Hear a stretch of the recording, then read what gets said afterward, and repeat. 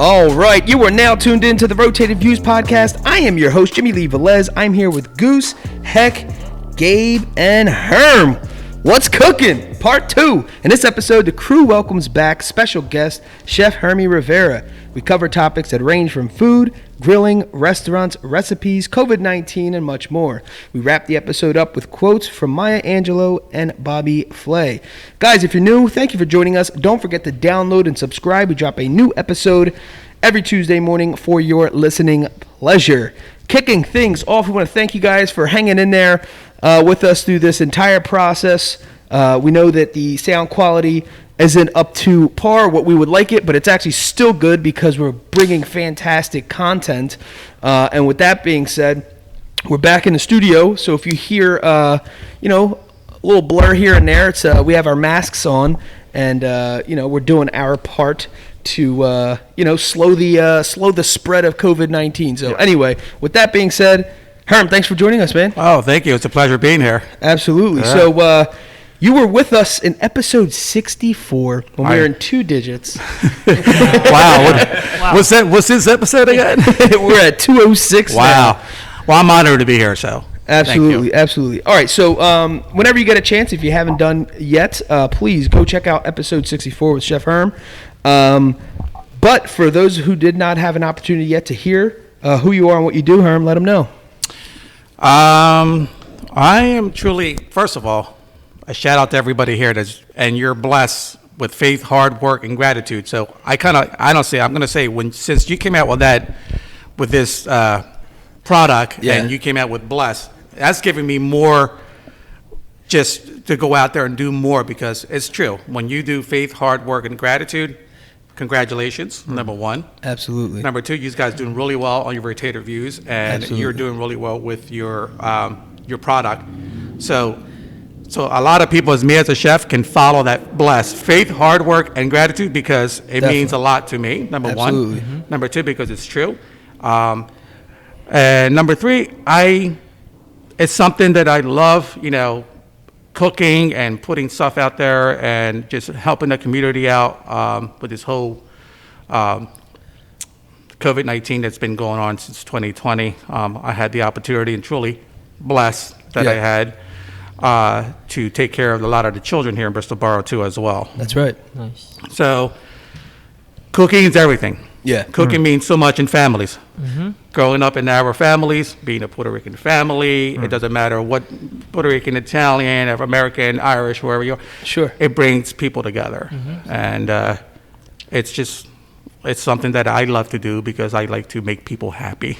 Absolutely. Well, listen, man, the kitchen is definitely a special place. Yes. And then it makes it, amplified when you have family members or those you love that you're, when you're in the middle of making something. It could be something simple, Absolutely. Even if it's just burgers and dogs, but the way you season it and you trick it out a little bit, and all the condiments and things like that, you have fun with it, and it's kind of like exciting, and you almost want to see their reaction. I'm not a chef, but that's just me on a most basic level, and excitement that I get. I'm sure that's what you get. Correct. And then like people ask me, how do you put things together?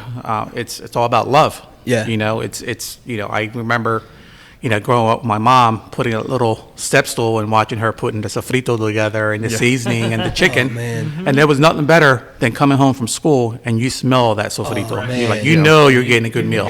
Just gave me the chills. Yeah. You're getting a good meal. So it's very important. I'm truly blessed for that. And I have two grown boys who are 29, 21, and they love it. I'm like, when Dad's cooking, they know they're eating good. That's right. That's right. And it's a mixture of everything. I kind of try to mix up everything, not just Puerto Rican food, but I go everywhere else with that. Yeah, absolutely. And then so just real brief, you don't have to get into crazy detail. How did you step out to become a chef, and you started, catering parties and doing that thing? I started getting my interest was back in, honestly, it was when I was in my teens. I was watching. What was I believe her name was, Yank and Cook, Julia Childs. There was this guy named Justin Wilson. Every time he said he always took a sip of his wine or his bottle, whatever. But I kind of started to see that, and then I was always involved with my mom, so I kind of started putting stuff together.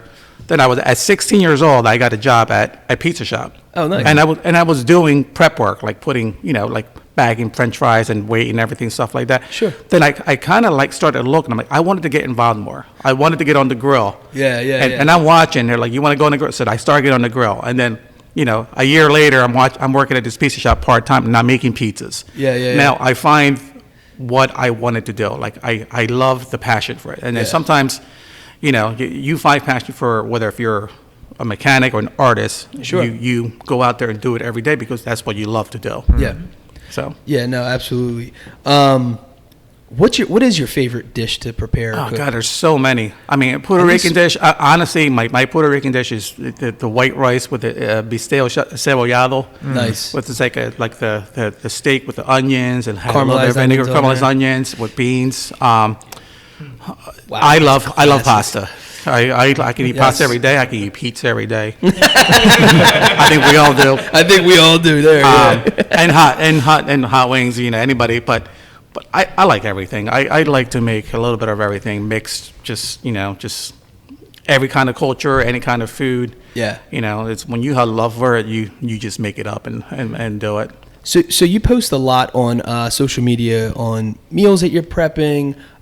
You basically just have everyone else on the other monitor or the other, off their phones drooling when you're posting this stuff. But it's cool because he has like a chop block with it's a Chef Herm on it and whatever. It's just you make this like cool presentation, right? I mean, you could just make the tacos or fish tacos, whatever. You could also just be normal with it, but it's not. He gets a little fancy, and it makes it fun though. It's like, and it's a form of entertainment too, because then I look forward to the next dish. I'm like, what else is he? Because he's super creative, right? You got to be creative for this. Yeah, it's artwork. Yeah, which is like when you put it, you put that painting across, you have to put color together. You got to make people say, wow, that's awesome. Yeah. And then you ever have that flyer to come into your mailbox and says, it can be any kind of restaurant or any fast food restaurant, and says, you see a burger or a chicken sandwich, you're like, wow, that looks good. Yeah. They're going to make it look good so you can go out and buy it. Yeah, absolutely. And that's what I like to do. I like my stuff to stand out. And that board was given to me by a good friend of mine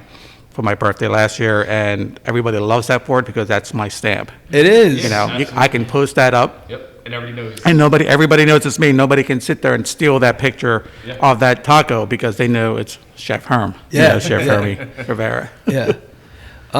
So one of the questions we get a lot, we're both part of like a pizza group online, and there's a lot of debate from pizza to cheesesteaks.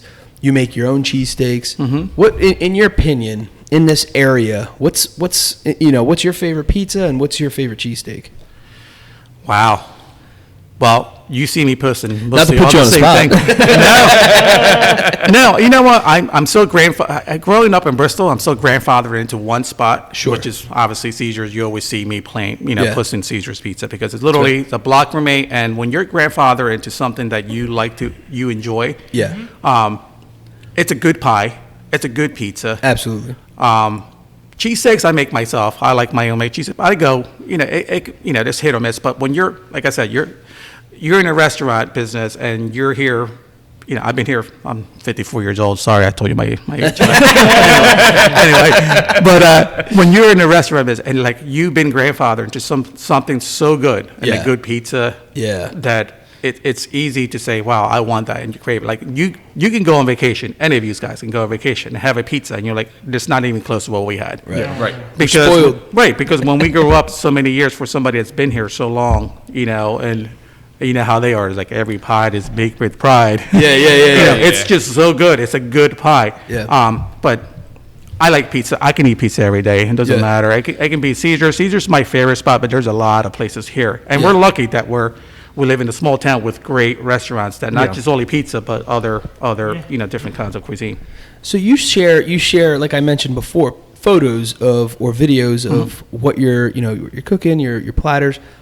Do you share recipes with anyone? Has anyone inquired about that? Oh God, yes, I get it all the time. Yeah, I don't mind. It doesn't bother me at all. I mean, I get inboxes all the time where people say, hey, I need.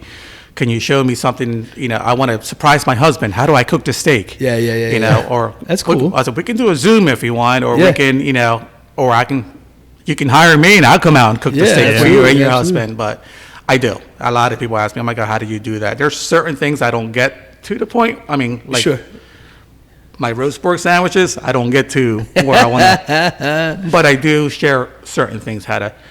So, you know, some people, it can be weird, not weird, but funny how some people can say, I don't know how to cook a steak. Yeah. You know, and that's fine because I can't paint. Right. You know, I can't fix a car. Right. And that's fine. Exactly. You know, everyone has their thing. Yeah. So, you mentioned the sandwich. Can you talk about the Herminator, at least what it is, for folks that don't know? Oh, yeah. The Herminator, I always call it the Herminator, the Herminator almost famous roast pork. And I always say almost famous because I'm not famous, number one. Yes. Number two, everybody says it's a delicious sandwich, and it's a cooked pork loin Italian roast pork with gravy, with short provolone, long hots, and broccoli rabe. Nice. And everybody loves that. So, and then I have the Herminator drink, what you had before. Yes, that's right. And that's dangerous still. Yeah. That's awesome. And explain on sandwiches, because part of the sandwich is the seeded roll or just a roll in general. Absolutely. How important is a roll? Oh God, it's important. It's as important as a fresh dough, like when you get a pizza. That's right. And there's times we all got that night when we go home. You get your Ilios and you had a couple on that night. But you want a fresh dough. You know what I mean?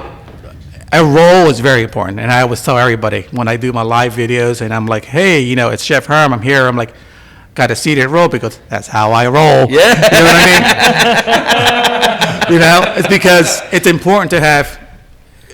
We're lucky because we live in like we're saying in the Philadelphia region. Yes, that's right. When you go to Philly, you can't get a sandwich without you getting a good roll, whether if it's seeded or plain. That's right. And the roll plays a big part of it because you have to have a good, decent roll to go with your sandwich. And I've had experiences when I had a cheesesteak or any kind of sandwich where the roll was, you can tell it was either reheated, put in the microwave, but yeah.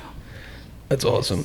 The classic one is there's a bakery obviously around us called Italian People's Bakery, but there's a little deli, famous deli in Bristol Borough called Mazzanti's, and their Italian hoagies are infamous for using the long Italian seeded roll, the breadstick. You know, and it's like a old school baseball bat is what it looks like. And that's what makes the sandwich. Yeah, absolutely. You know, it truly does. You know, I was in a burger contest about 3-4 years ago. Yeah. And my thing was like I was very like I couldn't sleep because I couldn't figure out the recipe that I want to put together.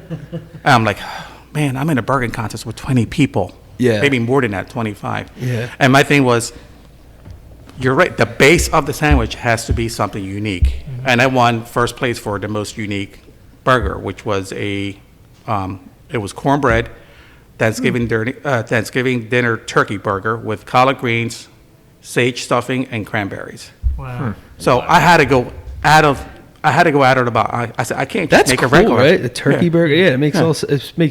I said I couldn't make a regular burger. Yeah. You know, and people were coming in from Philly and all that, making all kinds of burgers, and I said, step aside, I won. Yeah. There was other good burgers. Honestly, they were good people, but there were chefs that were coming from different taverns from Philly, Bucks County, and they did really well too. I mean, they were good, but I got most unique burger. So that's awesome. Yeah. Now, do you use any condiments after you make what your masterpiece? I know there's a lot of guys out there, they get offended. You order a New York steak, this beautiful thing, pay $100 for it, and you're pounding on A1 sauce, right? And some dudes get crazy about that. I am guilty of that. Yes. He's like, what are you doing? You just ruined it.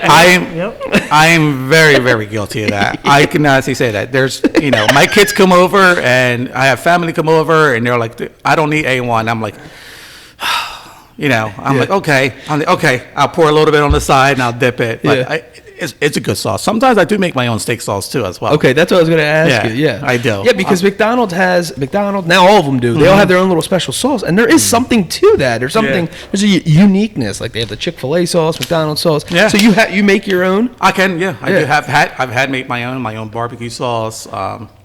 I'm a big sriracha guy. So when I do burgers or chicken sandwiches, I do like a sriracha mayo mixed together, and I pour it on my burger or on my tacos, which is it's easy to make.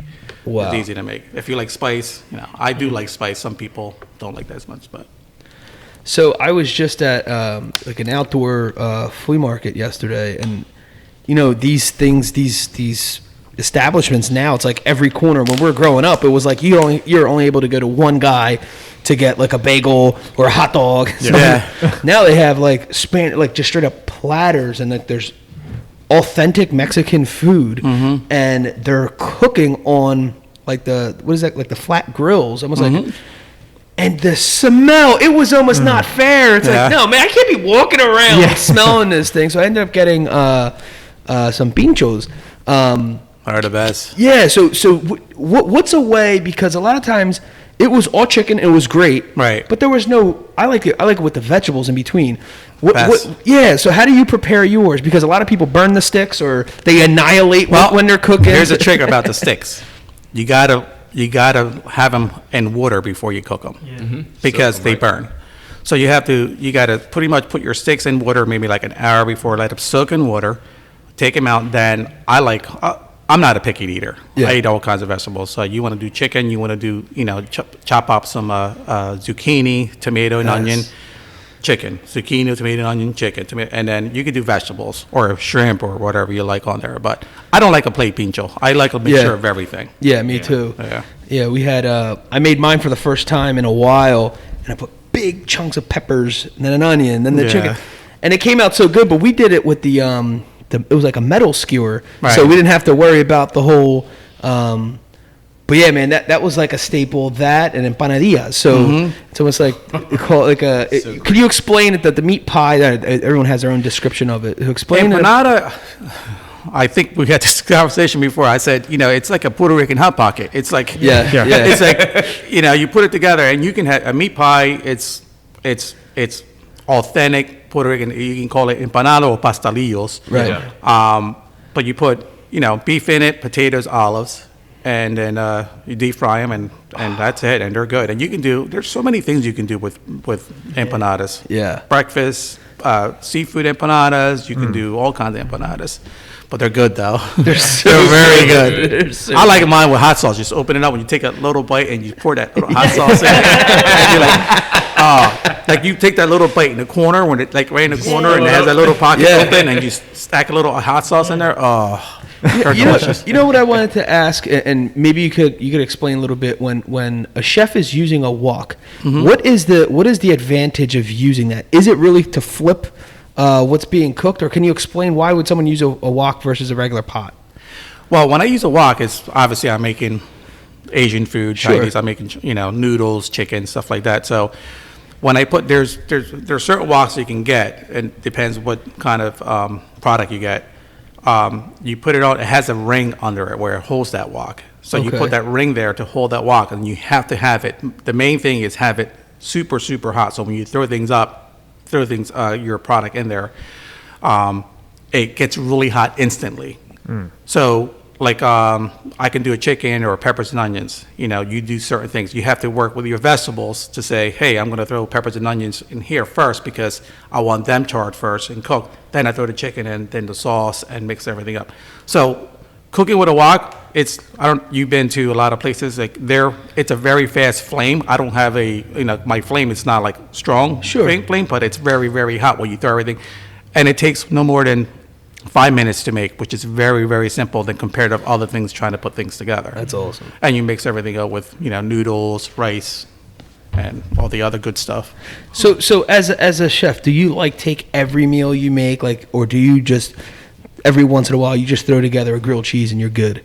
I even throw a grilled cheese with tomato sauce. Yeah. With tomato soup. I'm sorry. Yeah. And I'm like, oh my God, this is such a great Absolutely. product. I'm like, I put it together, and when you look at it, you're like, oh my God, it looks so good. Yeah. Because I love taking pictures. Even when I go out to restaurants, I take pictures of food. Yeah. I'm a foodie. I love food, and it's just when I throw a grilled cheese together, you come over, you're gonna have like, oh my God, that was the best grilled cheese. I mean, you might be lying, but I don't know. But it looks good. You're like, but it looks good, Herm. So with the whole quarantine, right? Before we get into how everyone is affected, have you tried new things? Because a lot of this stuff, we're forced to be home, and have you gotten more creative or tried anything different while you're home cooking? I have.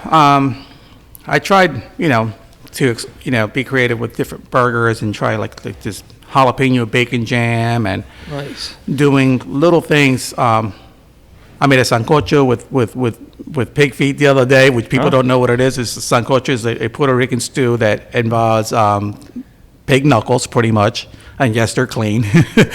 and it's just rarely do I make that stuff, but I put my Puerto Rican tradition and my love into it. That I know that my mom's giving me that gift and God's giving me that gift to put it together. I mean, I had no recipes. I just put, a little bit of everything and exotic tropical vegetables in it.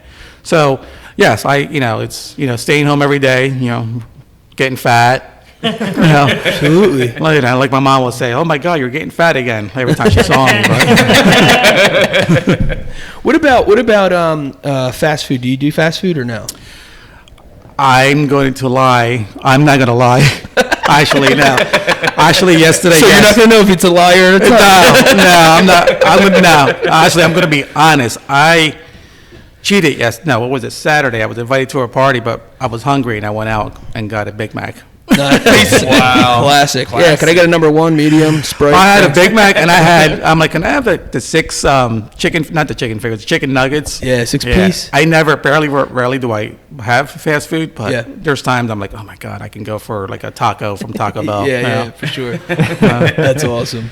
All right, so switching gears a little bit, recently you teamed up with the local Elks Lodge and provided meals to kids and students during the pandemic. Can you explain? How'd that come about? Where'd you get the food from? Where'd you get the thought from? Well, and why? Because can you explain a little bit about when the school shut down? The thought came from, we put it together with one of my good friends. I'm sure everybody knows him from Bristol Bar. His name is Scott Eddings, who happens to be a great man. And, we both were on the same idea. And he goes, "What do you think?" I'm like, "Let's do this because I think, it'll be great for the students." At that time, I thought it was a perfect time to come together as a community. We have donations for people that were saying, "Hey, sure, let's put it together. We'll give you so much this, so that." So we contacted the borough, which was the school district, and also St. Mark's for the kids that were not getting breakfast in the morning and also getting lunches. And we felt that if we can come together, have the community come together and donate money to us and put stuff together for us, then we'll do the food. And we had pancakes, we had sausage, we had vegetables for lunch, we had turkey. I mean, I can honestly say pretty much everybody here in this town just said, "Let's do it." Yeah. I mean, I don't think no one ever did. Like local organizations, banks, Grundy Foundation, just local restaurants here. King George, Seizures, just everybody here and Old Croydon Cafe. They were like, "Hey, we have this for you. We have this for you. What do you need? What do you need? We'll get, turkeys. What do you need?" I'm like, "I want to do turkey sandwiches. I want to do ham and cheese sandwiches for the kids. I want to do vegetables for the kids and milk." Wow. When I tell you, I had people just all over just dropping stuff to us. And we fed the Bristol Borough kids. We did about over 3,000 breakfasts.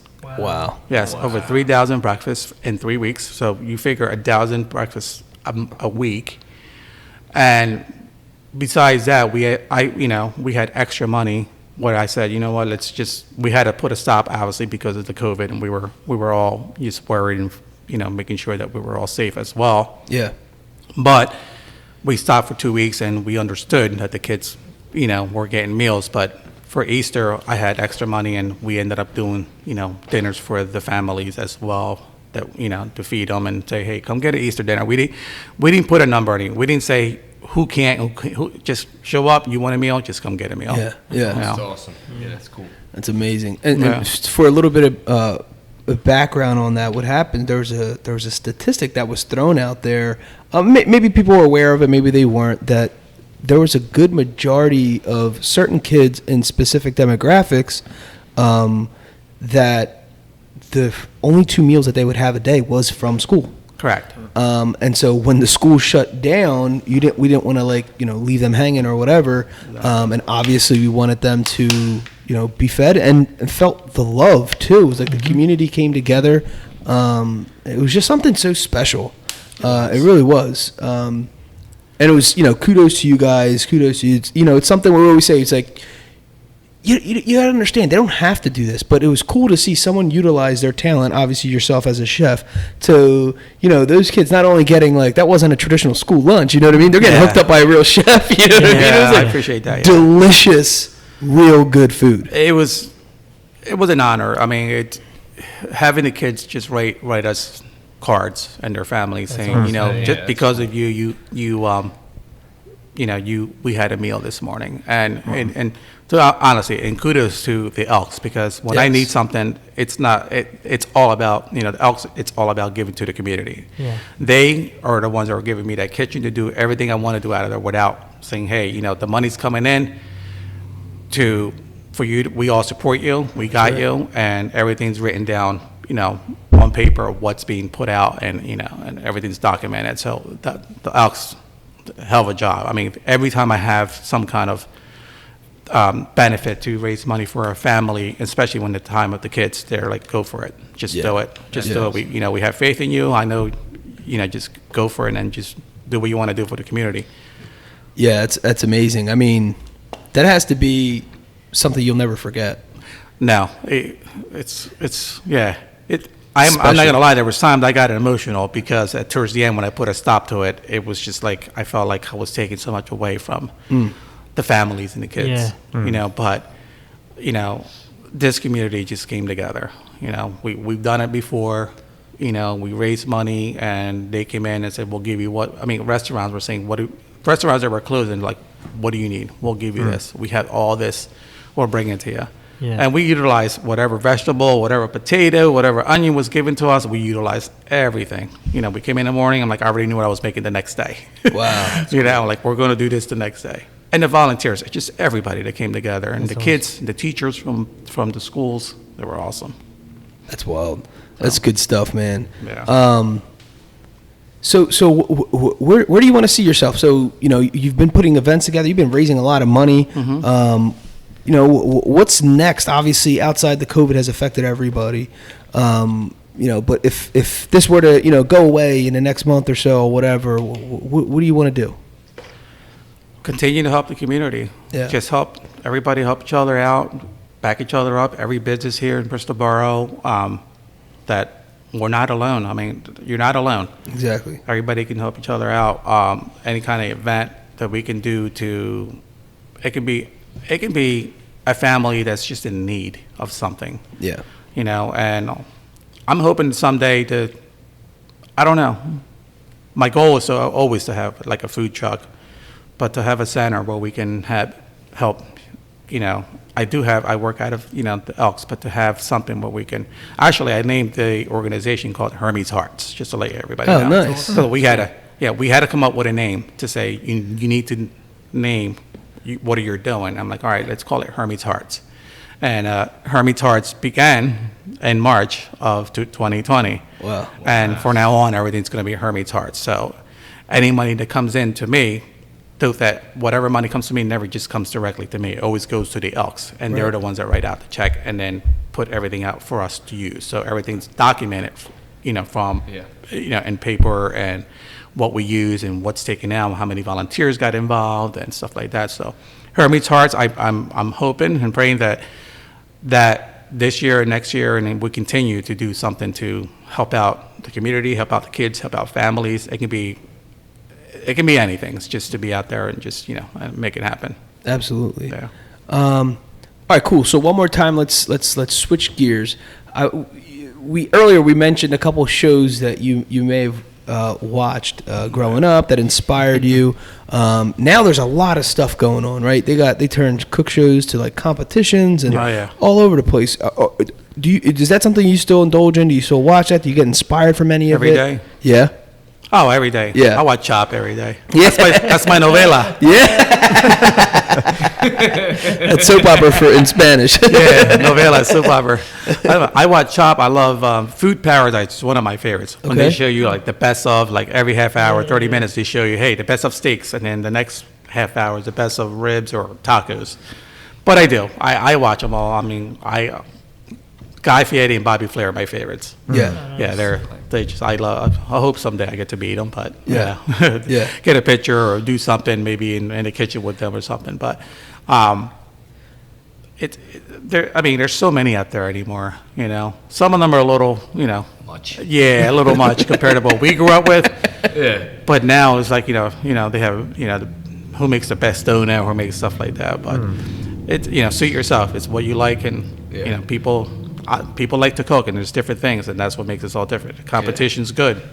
I like the what is it, the show with the kids that they start cooking and make their own, like they have certain things to make and have to make their own recipes out of it, whatever. And I think it's like, what the heck is it called?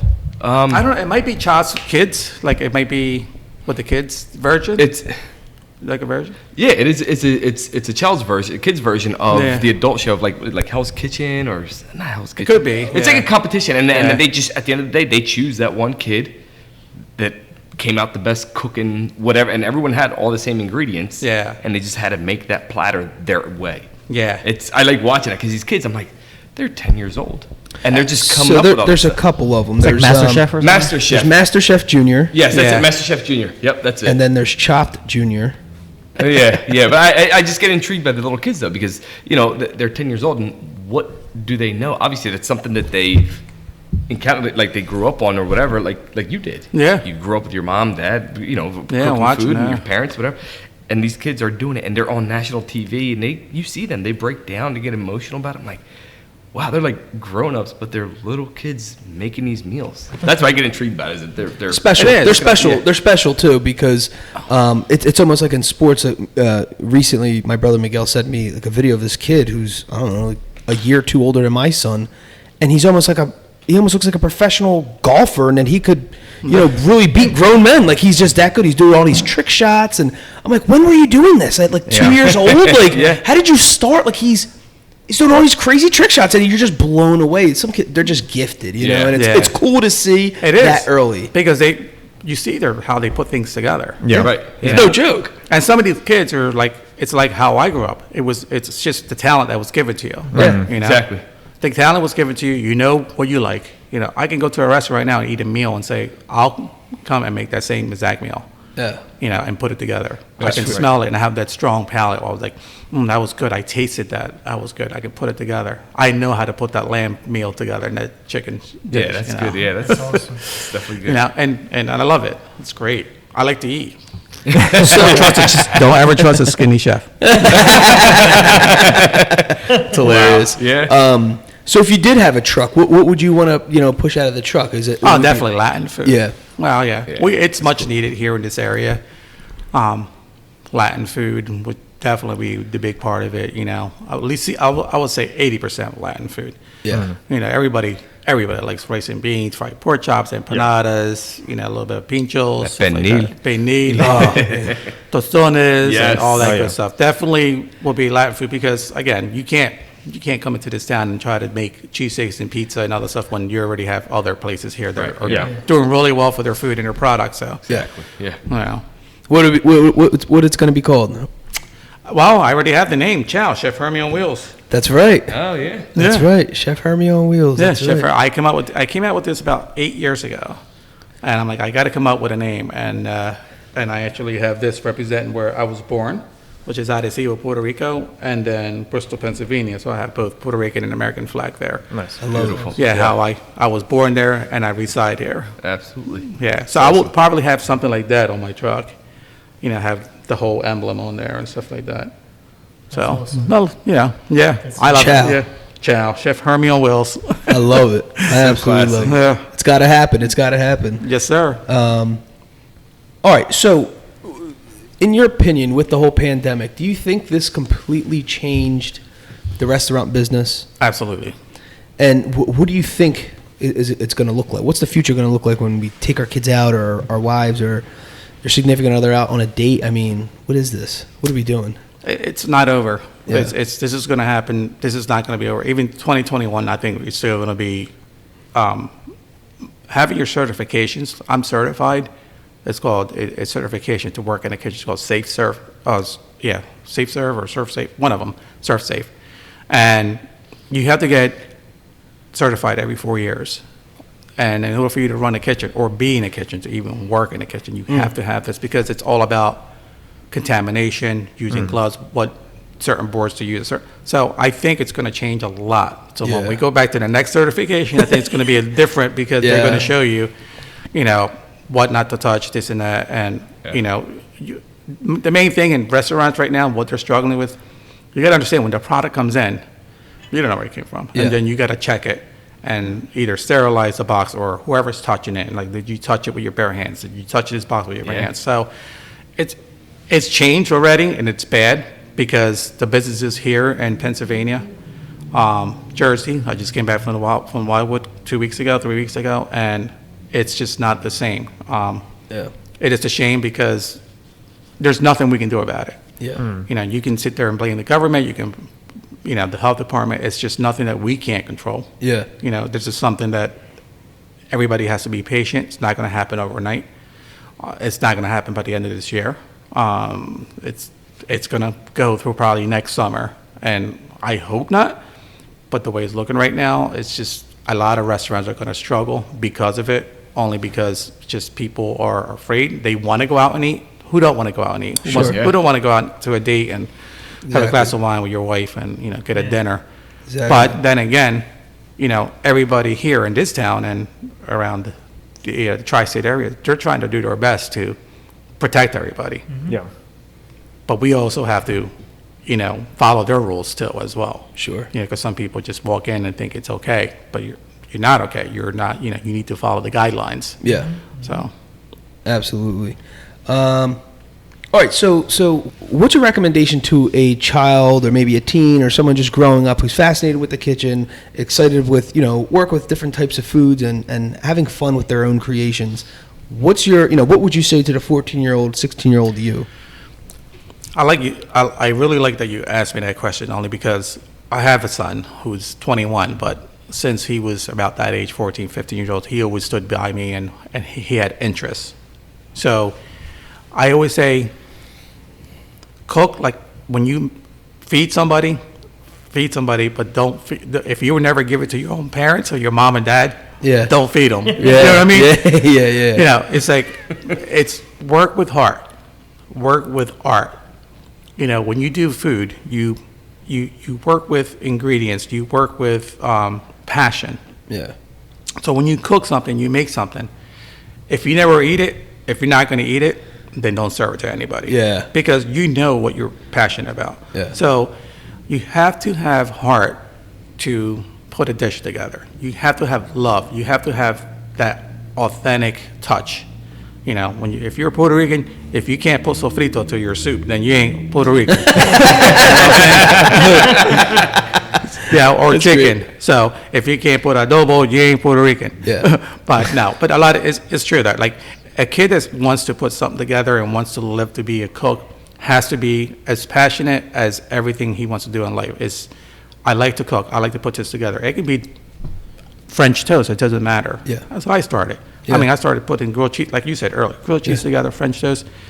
Little by little, he or she, that kid, is going to learn, like, wow, I put this together. I made somebody happy. So if somebody smiles and nobody talks while they're eating, then you did a hell of a job. Heck yeah. Yeah, no, man, that's awesome. All right, so do you have any closing words, anything you want to say to the people, any announcements? And if not, let them know what your social media handles or how they can follow you. Sure. Chef Herm, Ismael Hermie Rivera on Facebook. I'm also Chef Ismael Hermie Rivera on Instagram. All I got to do is everybody that likes to cook out there, just follow your heart, follow the love. Show everybody what you like. I know we're in this epidemic, and I've done it more every day, practically every day or every other day because of what's going on, and people and families are out there struggling. We understand that. It doesn't even have to do with food. If you like to cook, you like to sing, you like to play a guitar, show your talents. Put your talents on Facebook. Show everybody, hey, I'm home. I'm hanging out with my kids, because of this pandemic. We're all in it together. Yeah. And just keep it flowing, keep it going. Blessings to everybody. Keep safe out there. Keep cooking. It's food brings family together. It doesn't matter what you make. You can bring out a can of raviolis. It can be Chef Boyardee. It doesn't matter. You put it together. You fed a family. Absolutely. So you keep it going and stay truly blessed and show the love of what you have for everything and whatever talent you show. It doesn't matter. So God bless you all, and God be safe. Awesome, man. Thank you. Thank you so much for joining us. We like to close things out with quotes, and the first one is by Maya Angelou. Eating is so intimate, it's very sensual. When you invite someone to sit at your table and you want to cook for them, you're inviting a person into your life. Bobby Flay. Even if the chef has a good business head, his focus should be behind kitchen doors. A business partner should take care of everything in front of the kitchen doors. What's cooking, good looking? Part 2. In this episode, the crew welcomes back special guest, Chef Hermie Rivera. We cover topics that range from food, grilling, restaurants, recipes, COVID-19, and much more. We wrap the episode up with quotes by Maya Angelou and Bobby Flay. Awesome. Guys, thanks again for joining us. The Rotated Views podcast was produced for self-development purposes. Huge shout out to our sponsors. This episode is brought to you by the Blessed Lifestyle brand. That is BL3SSED.com. Also sponsored by The Motivation Files Unleashed. This motivational mixtape will be your fuel for success. Available on all platforms. Guys, don't forget to visit the website, JimmyleeVelez.com. Follow us on Facebook and Instagram at Rotated Views. If you have any inquiries or questions, email us at info@JimmyleeVelez.com. On behalf of myself and the rest of the crew, we wish you massive success. Stay blessed.